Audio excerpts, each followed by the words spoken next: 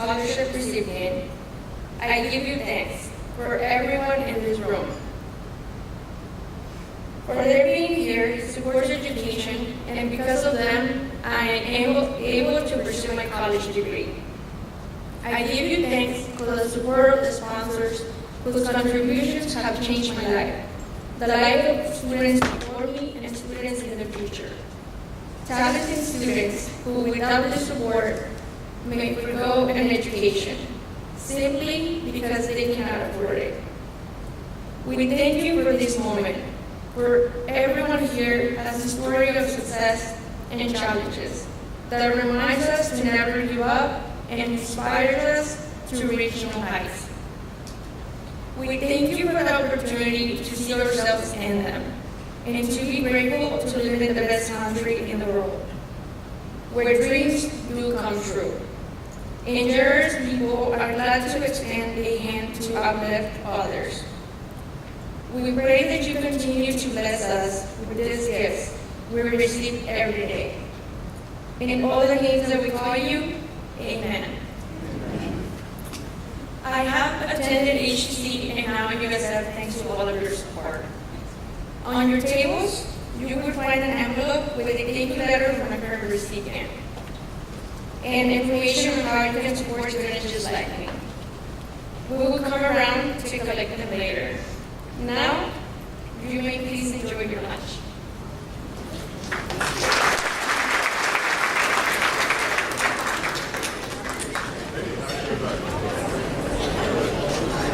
Please direct your attention to the screens for messages from Senator Bill Nelson and Governor Rick Scott. To the Hispanic Advisory Council, thank you so much for all that you do to give Floridians a voice and to keep our communities informed. You know how impactful your group has been over the past 35 years, not only through the council's work serving as a liaison between local government and the Hispanic community, but also in the scholarships that you provide to students. Education obviously is and always has been the gateway to the future. It's our future as a country, an educated populace, because we're in a time of global competition. Where we're going to compete is that we are inventive and creative, and you've got to have an educated workforce. And it's dedicated groups like yours that can help ensure that our students have the access to bright futures. So thank you for all that you do. Keep up the great work. I am Governor Rick Scott. I'd like to welcome you to the 20th Annual Latinos Unidos Luncheon. I'd also like to congratulate the Mayor's Hispanic Advisory Council of Tampa on celebrating 35 years and thank them for working to make a positive impact on countless lives in our state. Florida is the gateway to Latin America, a distinction that brings international trade, job creation, and educational opportunities to Florida families. Since becoming governor in 2011, I have worked every day to make sure Florida students have access to a world-class education. Over the past 7 years, we have worked to increase K-12 funding to historic levels, adding more than $4.5 billion in funding, a 27% increase. I've also been a strong advocate for affordable higher education. This year marks 5 years of us holding the line on tuition. Es muy importante que cada estudiante en la Florida tenga la oportunidad de ser exitoso y expreso mi agradecimiento por su trabajo para brindar estas oportunidades aquí en el área de Tampa Bay. Congratulations on 20 years of making a difference in the lives of Florida students and for giving students the opportunity to live the American dream. Thank you. Good afternoon and welcome, bienvenidos. Bienvenidos a Latinos Unidos. My name is Marichi Azorin Blanco. I am one of the 3 co-chairs of the 20th Annual Latinos Unidos Luncheon. I also served as the founding chair of Latinos Unidos in 1998 and as past co-chair of the council serving from 1992 to 2001. I was appointed by Mayor Sandra Friedman.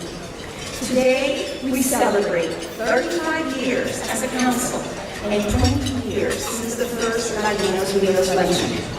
In 1983, then Tampa Mayor Juan Martinez issued an executive order establishing the Mayor's Hispanic Advisory Council. Our charge was to promote good relations and serve as liaison between city government and the Hispanic community. In the early days, issues addressed included more Spanish-speaking police officers and additional bilingual city staff to serve the growing Hispanic community living in the city of Tampa. In the early 90s, community CEOs and other leaders representing various enterprises throughout Hillsborough County were invited to meet with the council. What emerged from these meetings was the opportunity to better inform the Latino community of services and jobs available to them. The council went to work creating annual bilingual public forums for the Latino community, which included key city department directors. Here, attendees could learn about available services, ask questions, and bring issues to their attention. We were well on our way to bridging the gap between the community and city offered services. The foundation for the success of the Hispanic community is built on education, involvement, and above all, passion. So, in celebration of 35 years of the Mayor's Hispanic Advisory Council, will all council members, past and present, please stand to be recognized. Come on, get up, those of you that served as the Mayor's Hispanic Advisory Council. Thank you.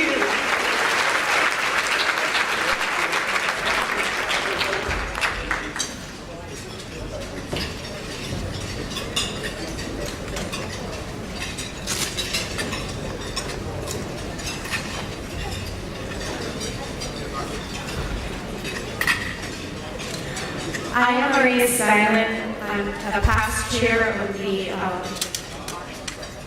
Hispanic Advisory Council, serving as chair of the council between 2003 and 2008.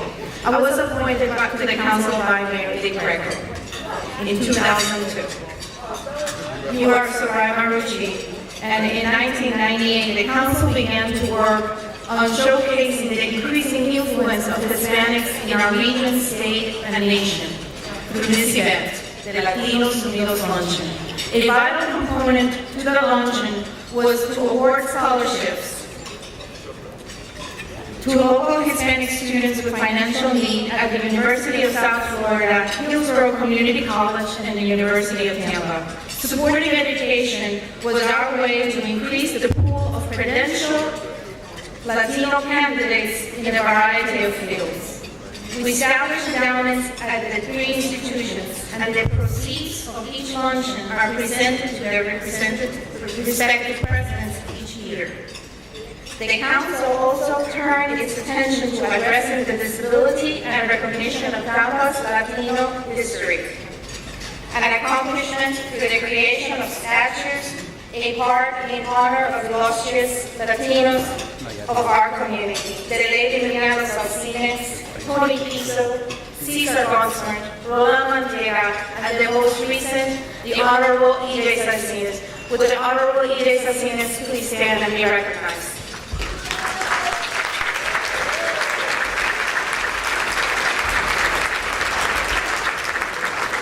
By then, we felt we were having an impact in our community through services, education, and recognition. Our sponsors have played a critical role since the beginning. Today, we would like to recognize those who have made 2018 one of the best years yet. In the interest of time, we ask that you please hold your applause until the end.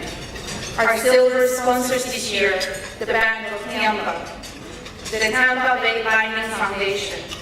Our bronze sponsors this year, Florida Blue, Girl Scouts of West Central Florida, Helios Education Foundation, Nielsen, Publix Supermarkets, Suncoast Credit Union, Tampa Bay Rays.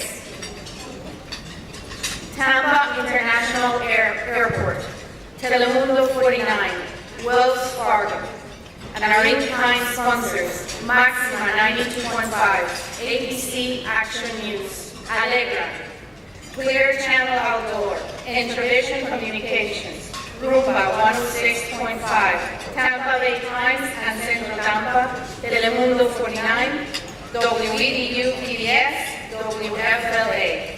Thank you for your support.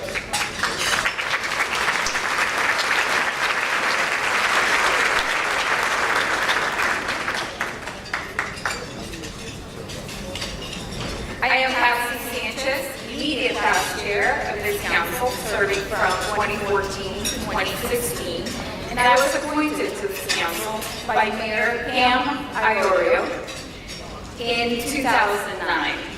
Maria Maducci has quickly taken you through 35 years of dedication and hard work done by just a handful of passionate and dedicated volunteers. The endowments we established at the three institutions have now reached $500,000. These dollars are at work helping students like Josefina Plata Guzman, a future nurse practitioner, and others like our very first student, 2003, graduate Jessica Iredale Gaynor. Jessica, please stand up. Very first student of the Mayor's Hispanic Advisory Council. A graduate of the University of South Florida, and someone who is paying it forward as a teacher at Magdalene Elementary.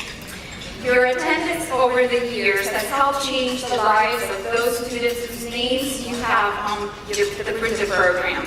Students whose dreams of going to college became a reality through a scholarship. But more importantly, we have changed the trajectory of the families whose children, like Jessica's children, will no longer be the first ones in their families to go to college. Well, our college students who are here, those who are current recipients, and those who have graduated with a scholarship from the University of South Florida, University of Tampa, and Hillsborough Community College, please stand so we can see you, all of you.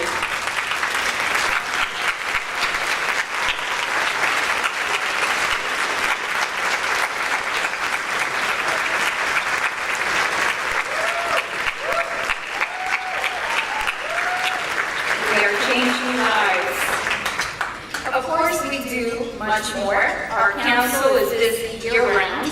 Biannual meetings with our mayor offer us the opportunity to dialogue directly with him, addressing the concerns and the needs of the Latino community and bringing visibility to those who make our city great. We thank the University of South Florida, the University of Tampa, and Hillsborough Community College for supporting this event and for your partnership over the last 20 years. We would now like to introduce each of the presidents and our very special guests. University of South Florida Vice President for Student Affairs and Student Services, Dr. Paul Lozano.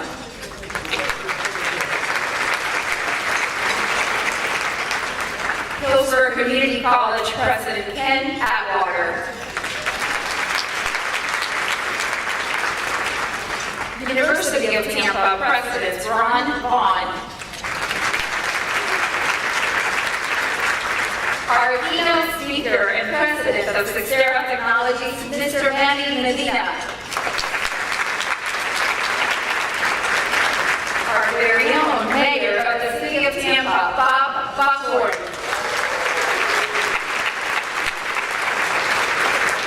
Mr. Anthony Bettis, Chair of the Mayor's Hispanic Advisory Council. And a very special guest, Ms. Maria Hernandez, recipient of the 2018 Matilda Martinez Garcia Leadership Award.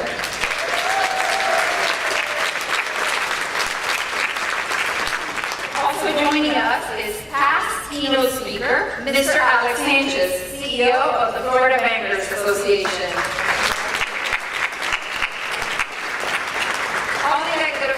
Please stand up to be recognized.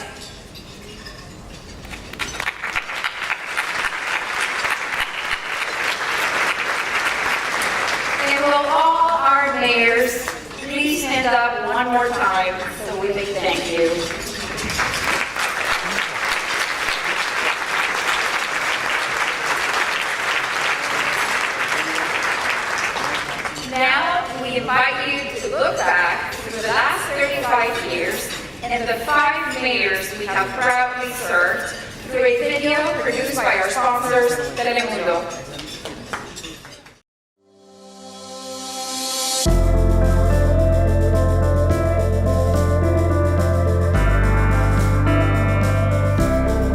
In August 1983, Tampa Mayor Bob Martinez issued an executive order establishing the Mayor's Hispanic Advisory Council, a group of community volunteers.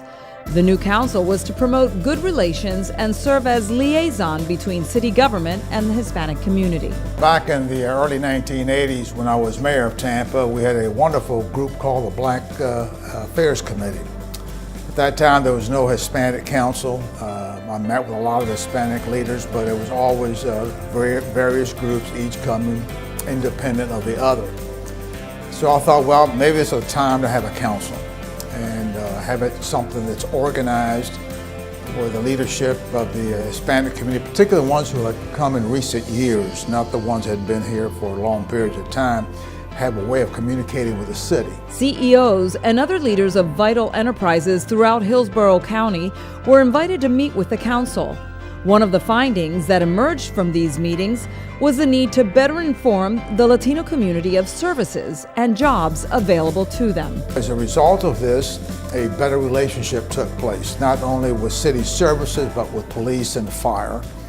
And they got to learn how to access information from the city, how to get services from the city. And in return, they provided the city with needs that they may have in the neighborhoods where they lived. Both the mayor and the council continued to take action.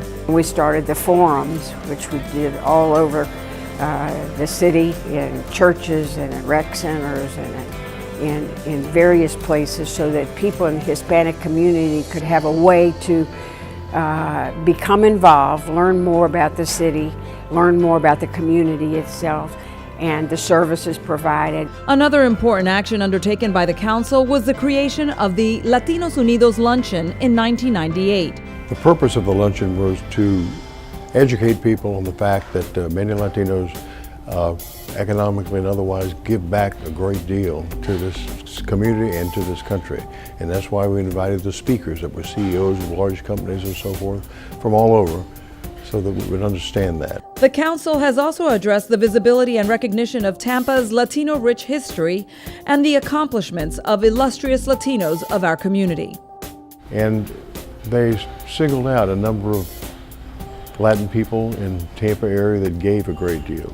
Built some statues to Lola Montega, to Tony Pizzo, to Emiliano Celsinas, and others.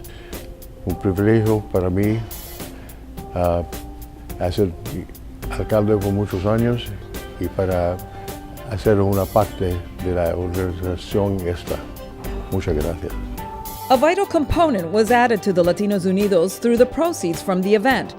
Scholarship endowments were established at USF, UT, and HCC to increase the number of Latino students attending college. So many parents coming here later in life, they may not have received a college education, but they wanted to make sure that their son or daughter received a college education and would benefit from all that would bring. The Mayor's Hispanic Advisory Council has achieved a great deal in 35 years. Every mayor has had the benefit of their wisdom and their guidance and their counseling. And the group that I got really propelled the Mayor's Hispanic Advisory Committee to new heights. Their activity, their engagement, their involvement in the community, their passion, their care for not just issues affecting the Hispanic community, but more importantly, recognizing that they had an obligation to reach down and help someone else along the way. And most importantly, it is an ever-present and constant reminder of who it is that we as a community owe a debt of gratitude. It's those immigrant families, those Spanish, Cuban, and Italian families who came here to roll cigars with nothing but the shirts on their back. Congratulations to the Mayor's Hispanic Advisory Council on its 35th anniversary as a council and its 20th anniversary of the Latinos Unidos Luncheon.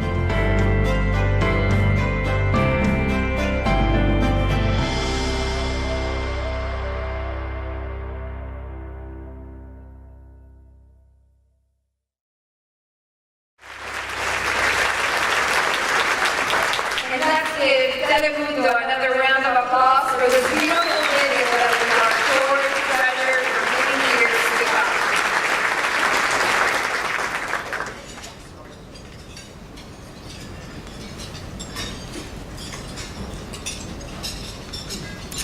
Hello everyone, my name is Rafael Pizarro. I am the chair of the Matilda Martinez Garcia.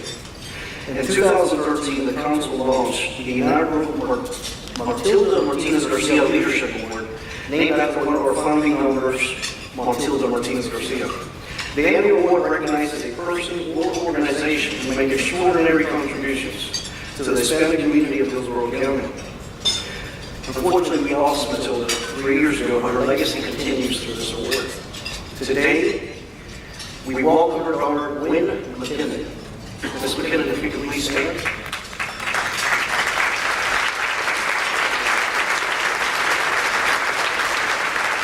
Thank you. We are also happy to have with us two past awardees. Please stand to be recognized. Mr. Rafael Martinez Award and Mr. Tony Morejon.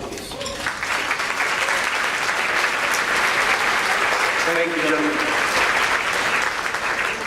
Prior to recognizing this year's award winner, we would like to also take a moment to remember Dr. Luz Mullen, the 2015 recipient of this award, who unfortunately passed away this last fall. If we can please have a moment of silence.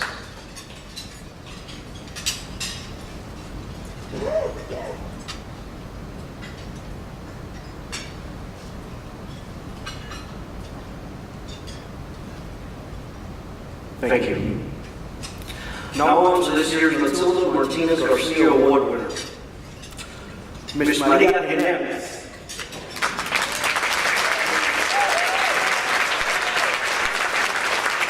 Ms. Hernandez is a 37-year professional with the nonprofit Lutheran Services of Florida. As a refugee herself, Ms. Hernandez came to the United States herself in 1967, seeking freedom and a better way of life.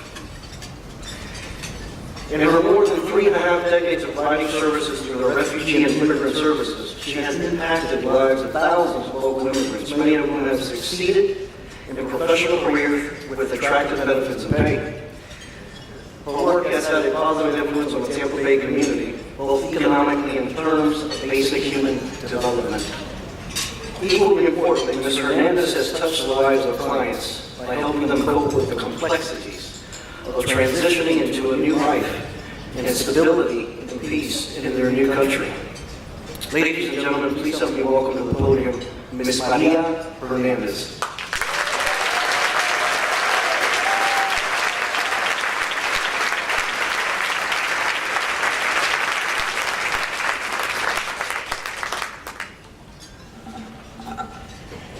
Good afternoon, ladies and gentlemen.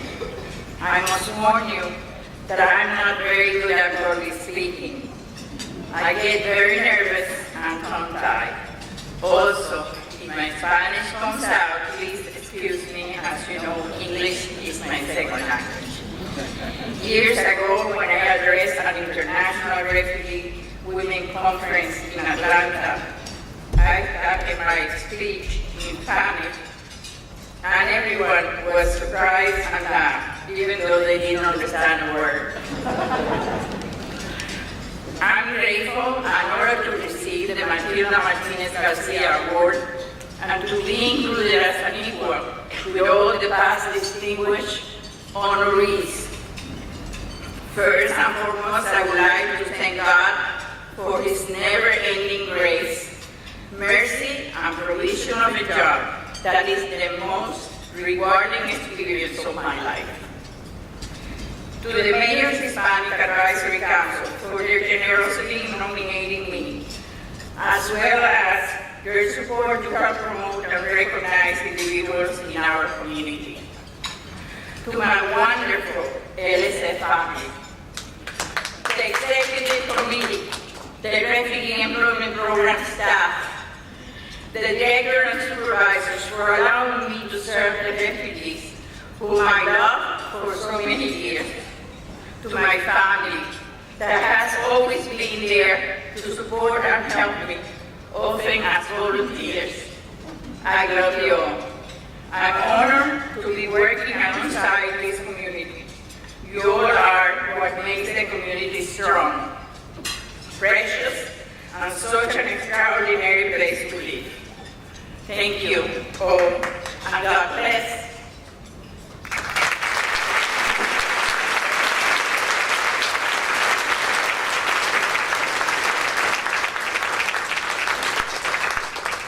Now I'd like to take a moment and present Ms. Hernandez with an award as a token of our appreciation.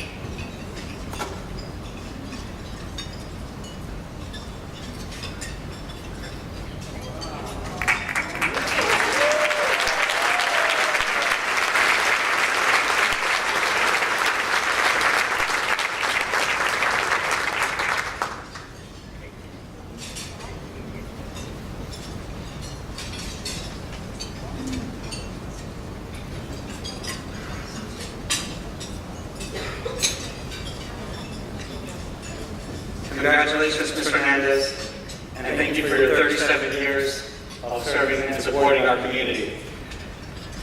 Bienvenidos, buenas tardes, good afternoon, everybody. My name is Anthony Perez, and I have the honor and the privilege of serving as chair for the Mayor's Hispanic Advisory Council. Now, today, for two reasons that make this Latinos Unidos special, it being our 20th anniversary of the luncheon and our 35th year anniversary as a council. But there's one more special thing that really makes today stand out. And that's that this is the last luncheon that Mayor Bob Buckmore will attend as the mayor of our city. He'll be up at that table next time.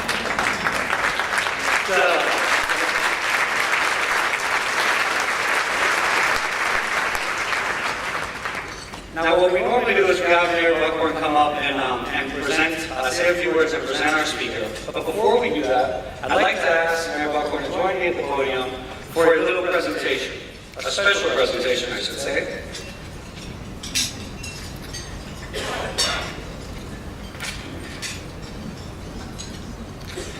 During our DJ Saltina's statue dedication, you shared that when you saw the support of the Tampa Hispanic community to become mayor, you reached out to Hispanic leaders to help you spread the word.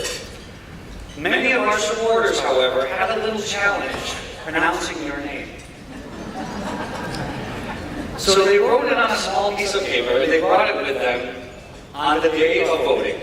And on election day, when you attended the booths in West Tampa, you would ask them who they were voting for as mayor for the city of Tampa. They took out that little piece of paper and they replied, Bubba Horn, Bubba Horn. I can only imagine the smile on your face when you heard those words. So in honor of that endearing name, so many in our Hispanic community call you, we would like to present this token of our appreciation to you, and they thank you. And thank you, Mayor Buckmore, for believing in us, for supporting us, and for letting us be a small part of the city of Tampa, making it a great place to live, work, and play.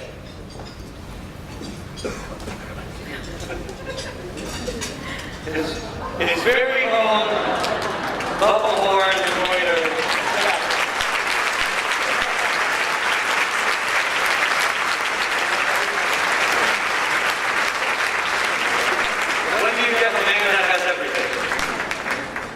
We hope that when you wear it, it will bring fond memories of your council and our community. Just think that Bubba Horn has a regular Latino name, like Perez, Azorín, Sanchez, or Styler. Please help me welcome to the podium, Mayor Bob Buckmore.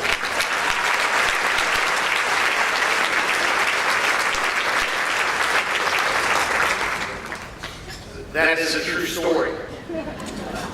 E.J. Elvin had endorsed me, which was like getting the Pope to endorse you in West Tampa. And I literally, folks would come into the polling booth and I would say, Senora, Senora, who are you voting for? And they would hold that letter up and say, go home. So it is good to be here. This is one of my favorite events of the year for a lot of reasons. when I get to see so many friends who have been such a part of my life, but this year in particular is special. There aren't too many cities that have 5 mayors that are still alive. 5 mayors, all of whom are friends, all of whom have shared a history together, all of whom have given back to this community in ways both seen and unseen. I will tell you in no uncertain terms that the success that you see us having now in the amazing transformation of this community is because I stand on the shoulders of mayors who came before me. Mayors who set the foundation upon which I now stand and am able to build. Mayors who helped to build the Riverwalk, each in their own way. Mayors who stood up in good times and bad. Mayors who understood very clearly that in our diversity we are stronger. Each of them, from different places, speaking multiple languages, understood that there was something special about this paella that we call Tampa. There was something special about this amazing mosaic, that it needed to be fostered, it needed to be celebrated, it needed to be honored, it needed to stand the test of time. Because we truly are a city of immigrants. I came home from Italy 2 days ago. I went to the villages of Santo Stefano and Argento, and I was traveling with a group of Tampanians who happen to be of Italian history, Italian lineage. And I'm sure if I went to Campoé, Ponce, Oviedo, it would have been the same. When the bus pulled into Santo Stefano, where Mayor Greco's family is from, the entire village showed up to see their relatives, to see their family members, to reconnect with a generation that had left Santo Stefano 30, 40, 50, 60, 70 years ago to come to a place called America and a city called Tampa. They didn't speak the language. They told stories of 12-year-olds taking their 9-year-olds on a 3-month journey across the Atlantic to arrive in Ellis Island, to sometimes have their name changed, to become Americans, to become Tampanians. In this city, I don't care about the toxicity of Washington, D.C. We believe in hope, not hate. We celebrate the inherent value of everybody. It doesn't matter the language that you speak. It doesn't matter how long you have been here. It doesn't matter if you came from something or you came from nothing. What matters is that you were Tampanians.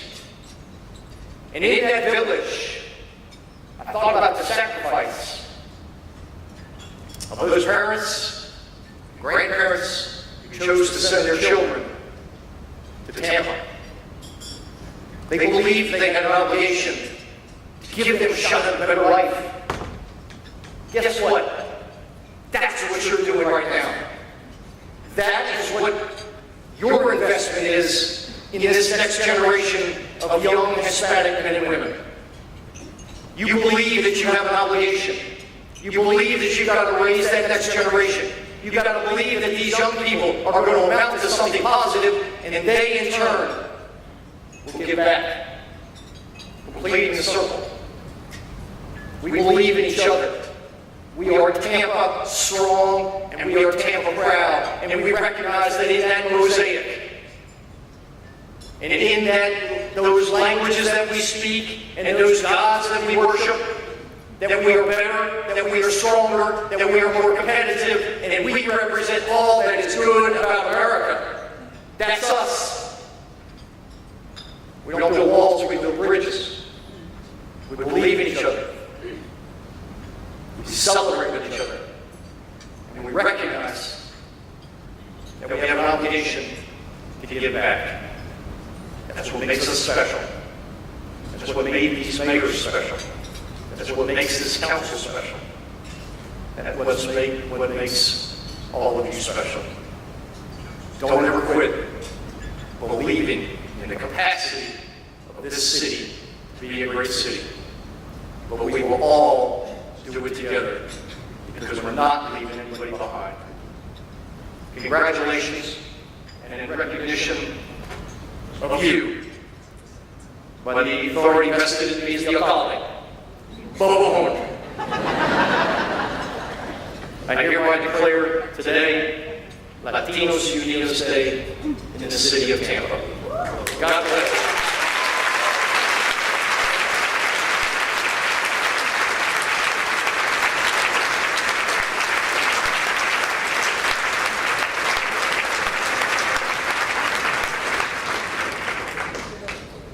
And now I get to introduce somebody who embodies that every day. He is somebody for those in the business community is a household name. He is somebody who is a dear friend of our speaker last year, Jorge Perez, who we all know has invested in Tampa in many, many, many ways. He is somebody who embodies what it means to be an American success story. To remember where it is that he came from.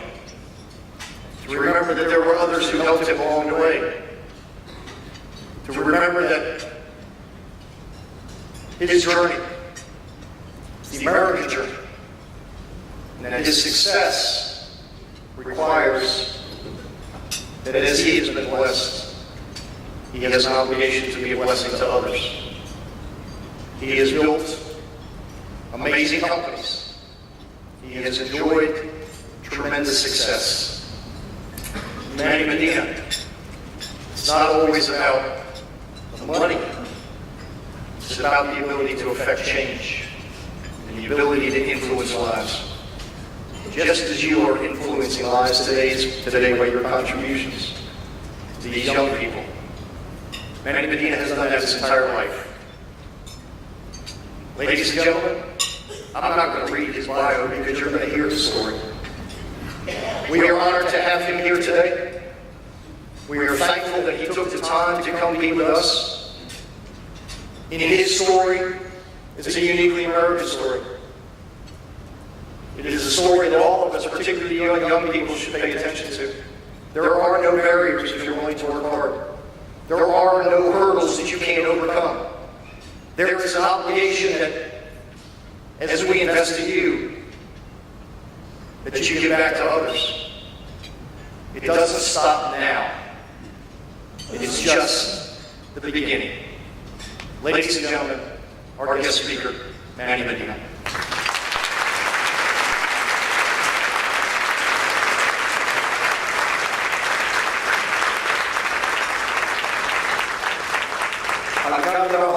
You're a hard act to follow, man. Congratulations. It is such a fantastic honor for me to be here today. I'm just bursting with pride, right? For me to have the privilege of standing in front of you. I want to thank Patsy Sanchez. We have a fantastic ambassador here. She gave me an amazing tour today, starting with a cafecito at the West Tampa sandwich shop. So that was good. And then she's been really preaching what's going on in Tampa. I was very anxious to be here. Actually, our company today has a data center here in Brandon. And we're looking at expanding Tampa.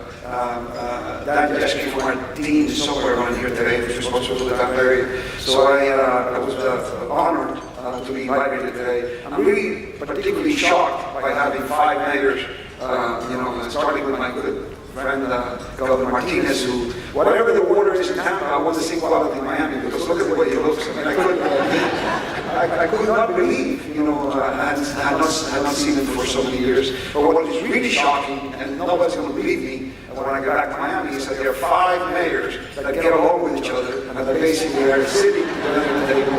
That is something that is just amazing. I've never seen before. Certainly when you come from Miami, when politics is, it's a very hard, complex sport, right? So basically, congratulations to all of you. members of the Hispanic Council for such a fantastic job that you're doing here today. I must tell you, I want to tell you frankly that I'm not here for any of you today. I told Patsy this from the very beginning, and Mayor Osborne alluded to it in his remarks, is that I have been very blessed, and I just give thanks every day, and I do have an obligation to pass it forward.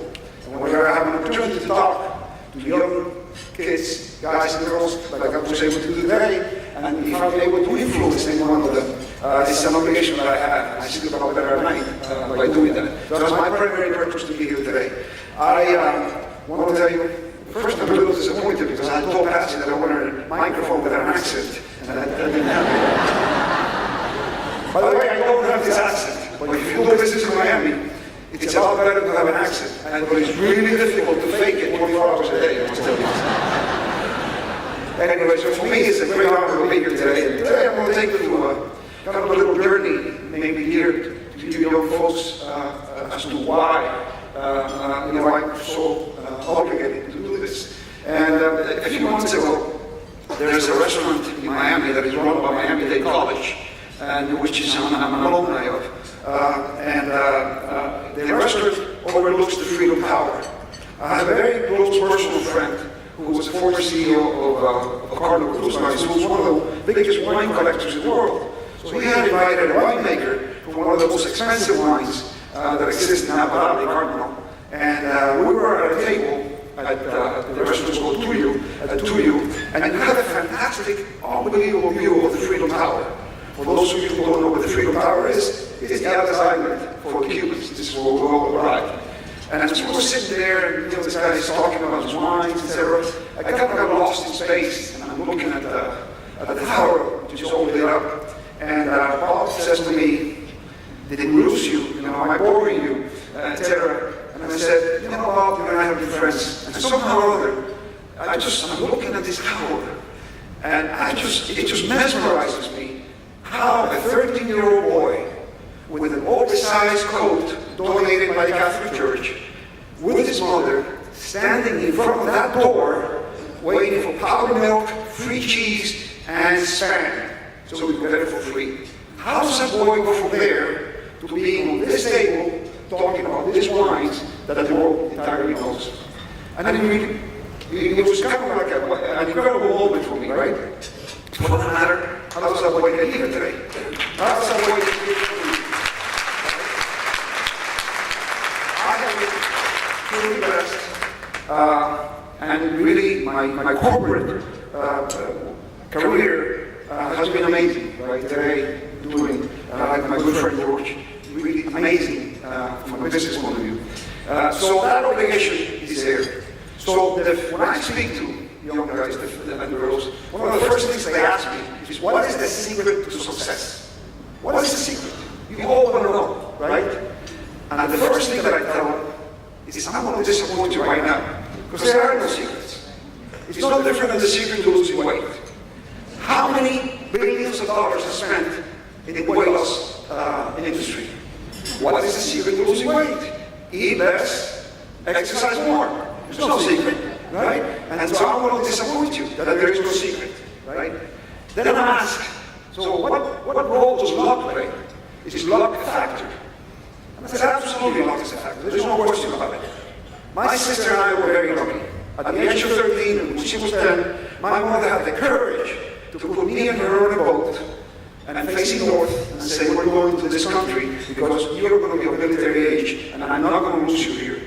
I don't know if I would ever have the fortitude to put my two kids on a boat and send them somewhere. I don't know. So yes, I was very lucky to have a mother that actually did that for my sister and me. I was even luckier to end up in the greatest country in the world, which I am eternally grateful for.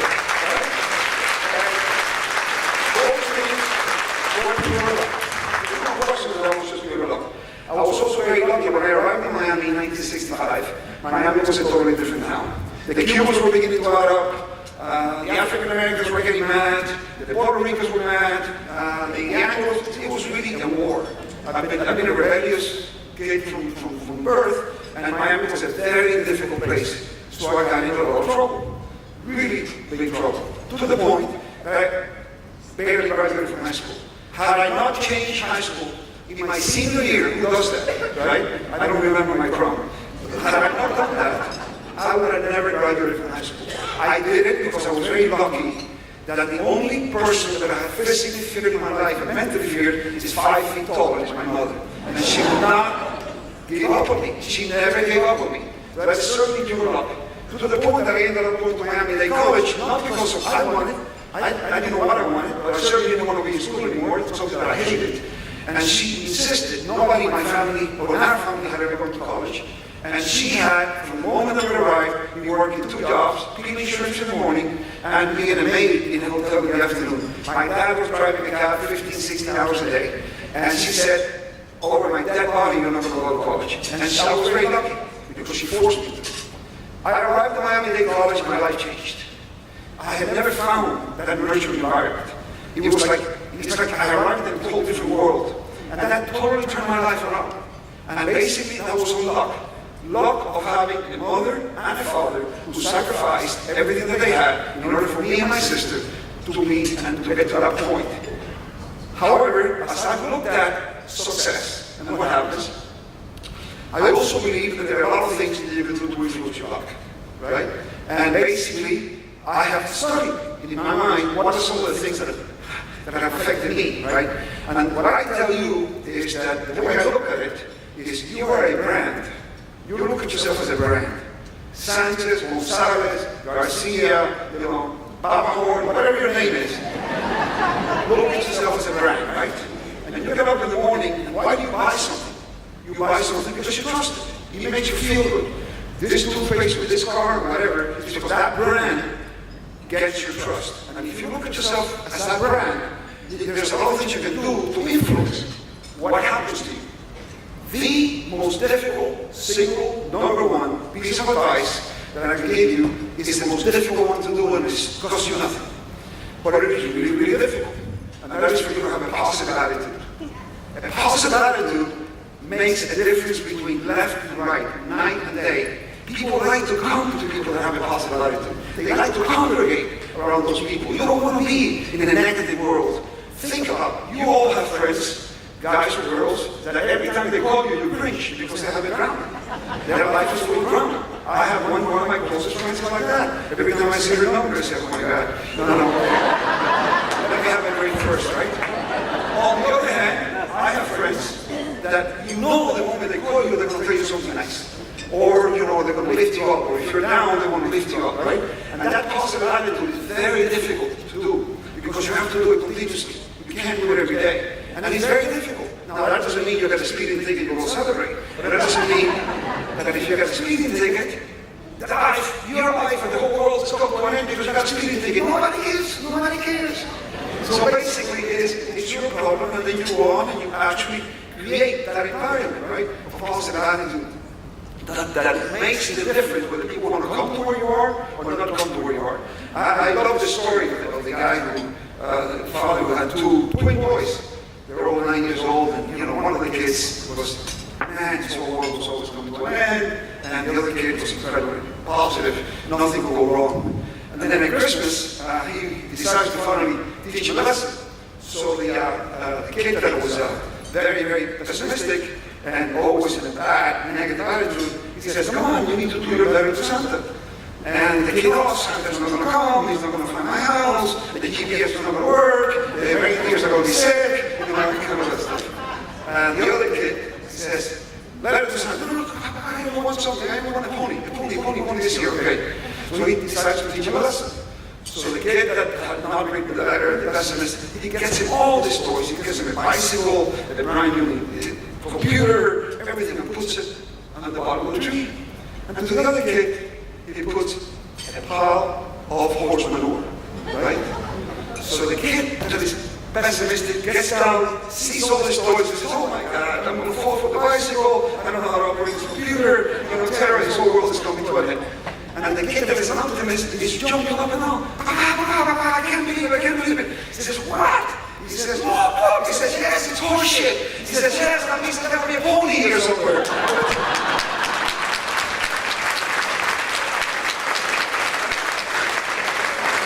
I will always be looking for that pony, right? When after Miami-Dade College, I went to FIU. My life totally turned around. I decided to become a CPA, not by devotion, but I wanted to get out very young, very early. I always say the best decision I ever made in my life was once to become a CPA and work for Pricewaterhouse, and the second was to quit, basically. Nothing against your accountants out there, because it was a great foundation, and to this day I'm still grateful. But this all still has to do with the positive attitude. So basically, as I went on and I went on my own, I loved entrepreneurship, so I got into the real estate business, became very successful, and began building and doing all kinds of stuff. Through no fault of mine, right around 1990 or so, for those of you who are older, you remember the S&L crisis, the RPC, everything that we went through, etc. And through no fault of mine, my world came crumbling down. And my life, from having been a refugee off a boat, eventually turning around, was pretty steady up.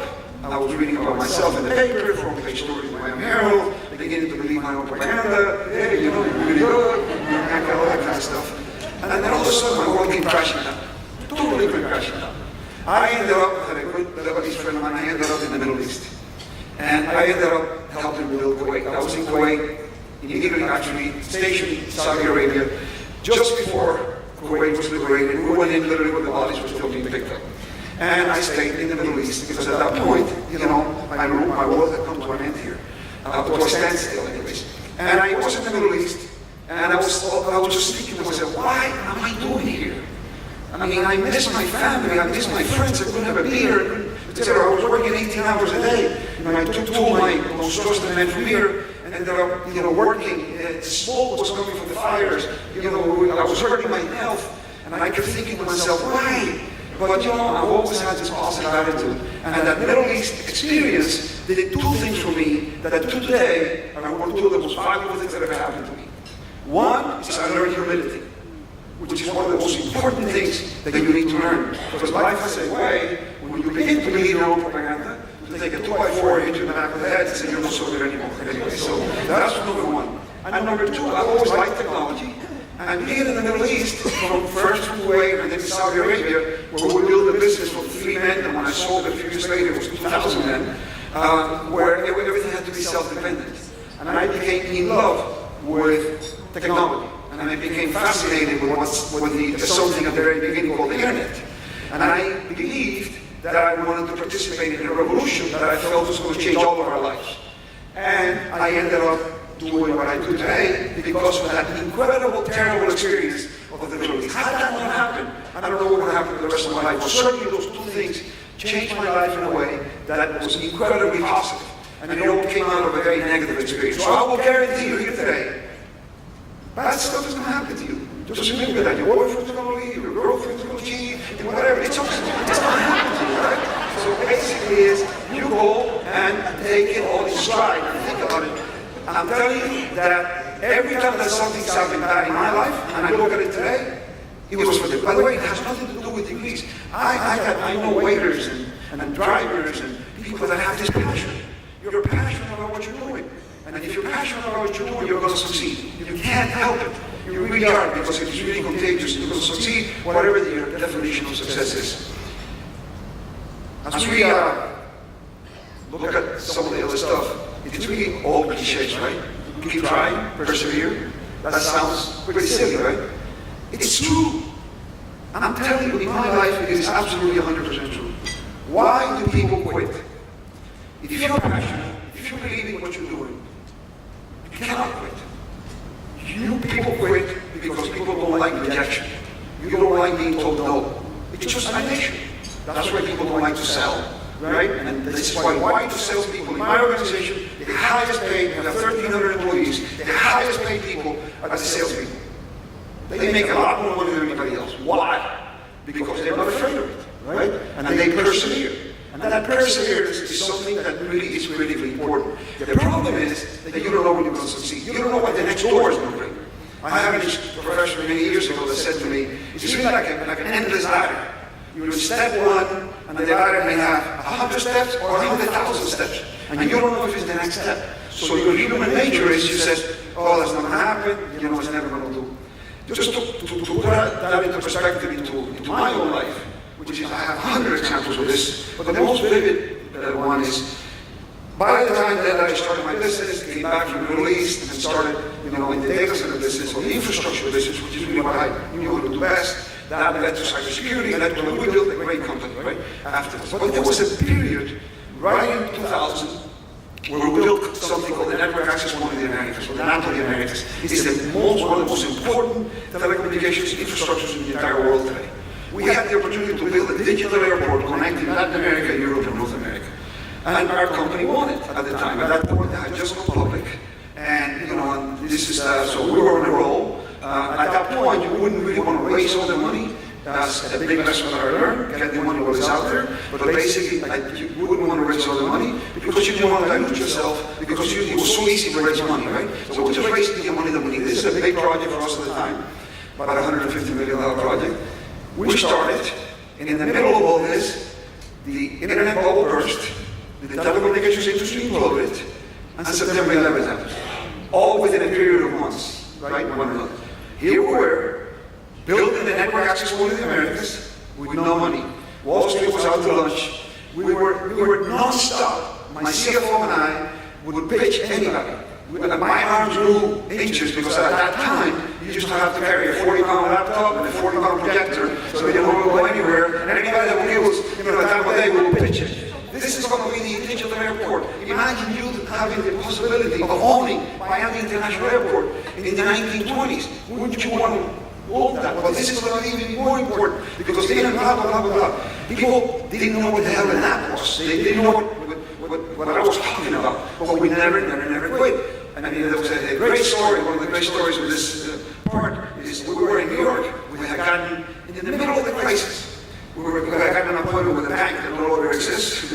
So my CFO and I go, we set up, passionately telling them the story, make the presentation, 40 minutes, blah, blah, blah, we tell them everything that's going to happen, and then the banker is sitting there, as soon as I never forget to this day, my CFO will watch this true story, and then at the end of the presentation, silence, another question.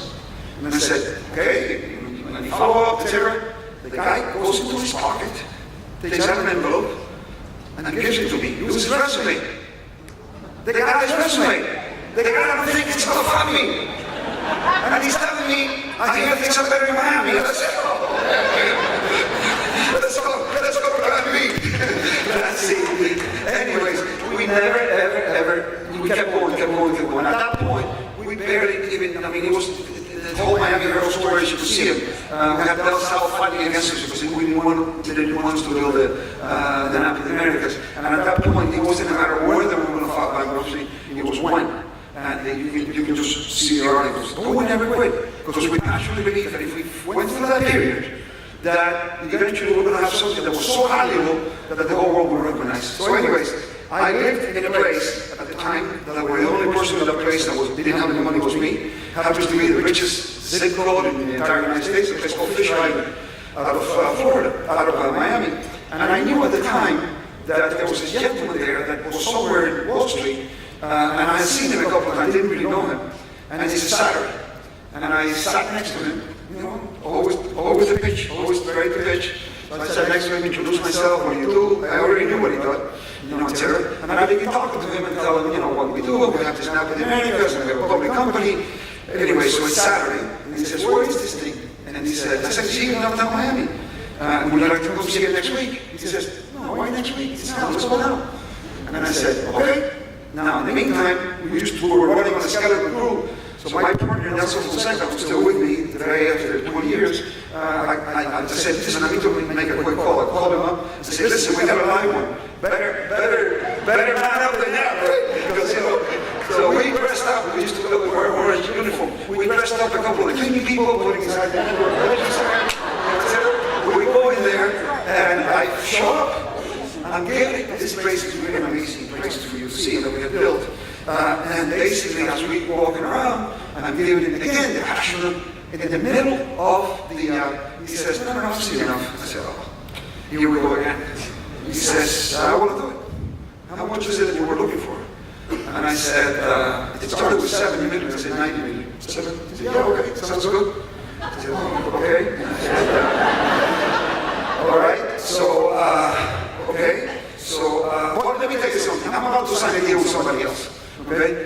only need $10 million from you by next week as a good faith. The guy says, okay. And I'm thinking to myself, okay, this cannot really happen, right? So it's somewhere the count is going to come. Well, let me tell you to the end of the story. 32 days later, we had a wire transfer. Well, 6 days later, we had a wire transfer of $10 million. 32 days later, we had a wire transfer of $92 million in our account. Saved our company. Saved everything.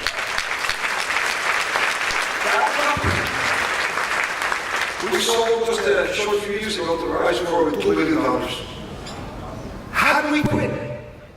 This guy is never going to do it. You never know. So if you really are passionate, if you really want what you're doing, if you really want it, you have that, that pit in your stomach, that fear. You get up in the morning and you're anxious, etc. Don't ever quit. You really and truly will persevere. And I'm telling you, today I spend a lot of my time doing this innovation and funding young startups and stuff like that. I have never seen one startup that didn't have all these attributes that was not funded. Not one. They all get funded. Different things because they're not prepared, or whatever it is. So, anyways, the last thing I'll tell you, because I was only paid for 45 a year. The last thing that I will tell you is something else that I've learned in my life that really and truly is critically important. You have to be generous. You have to give back. You have to really give more encourage. Even you young guys, you're broke, I got it. You got, a student loan, I got it. I believe me, I've been there. But even within that, give at least with your time. Give back. I give thanks every day for having the opportunity and the blessing for me to be able to give back. And our family has been able to give back in ways that we never imagined that we will be able to give back. And it's never ends. Even in the worst of times, it's about giving back. And it just somehow or other comes back to you in totally different ways. So the last point is, remember that free advice is worth what you pay for it. So you can take all this stuff with a grain of salt. But I am here only because I really will hope that if I influence any one of you, it was certainly worth it. So thank you very much. Appreciate it.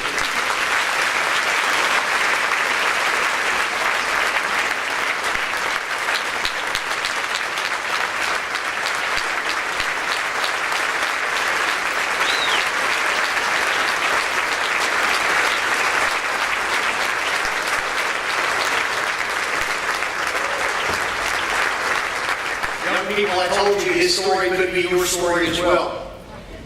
So on behalf of this community, for all that you have done, for all the lives that you have touched, for all those young people that were motivated, inspired by your story to overcome hurdles and obstacles, for the fact that you've decided to move your corporate headquarters to Tampa.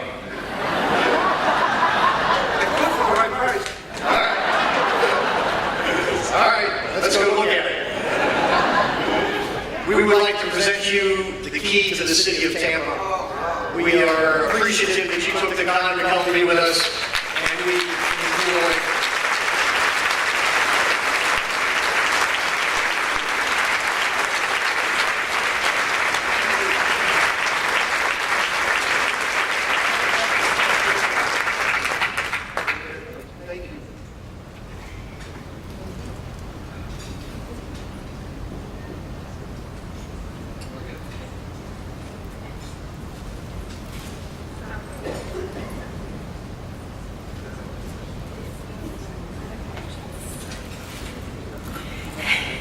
Fortunately, we could ship this to him as well, but we wanted him to have a remembrance of some Tampa tokens that truly stand out and make our community stand out. And we hope they will bring more memories of his time in Tampa with us today. Mr. Medina, thank you.